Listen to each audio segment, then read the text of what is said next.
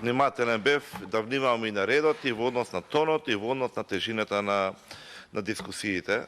Исто така внимавав и во изразувањето да биде што е можда поблиско и поразбирливо до пошироката јавност, со каква ситуација сега се соочуваме.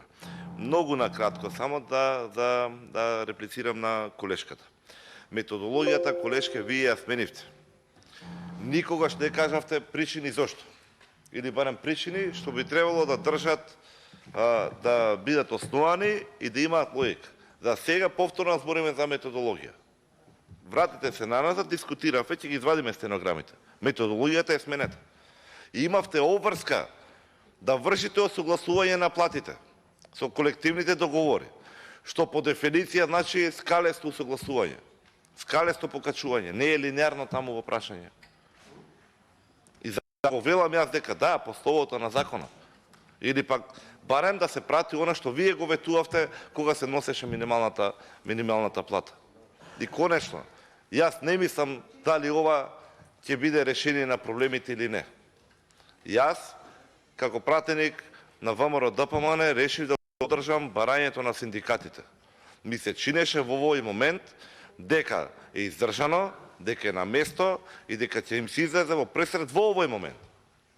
Трајното решение, како што кажавме, усогласување со колективните договори, но пред се и над се здрава држава во која што ќе функционираат институциите, во која што ќе има здрава економска рамка во која што може да функционира бизнисот, да се шират, да се развиваат, да запослуваат, да инвестираат.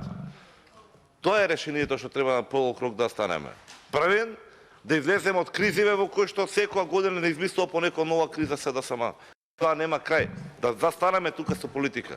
И имаме идеална шанса. И сега не слушаат, и сега не пишуваат од синдикатите. Не се тоа барања кои што бараат нешто нереално, нешто неостварливо, нешто што не можеме си го дозволиме. Продуктивноста ни паѓа, патем кажано, во континуитет. Мерките не ги даваат тие резултати што треба.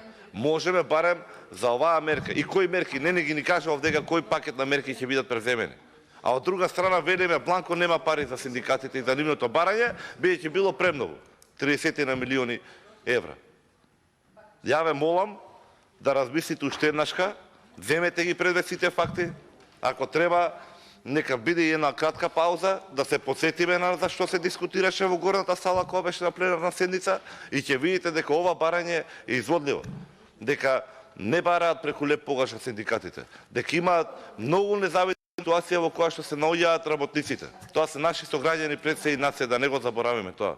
Да не ја мешаме политиката, да биде ова точка до која што можеме да излеземе од пресет на барањето.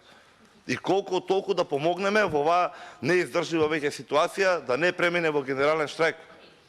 Генералниот штрајк значи застој на државата. Генералниот штрајк е уште еден услов, односно показател, уште еден доказ дека превремените избори се само излез од оваа ситуација и криза во која што се наоѓа државата.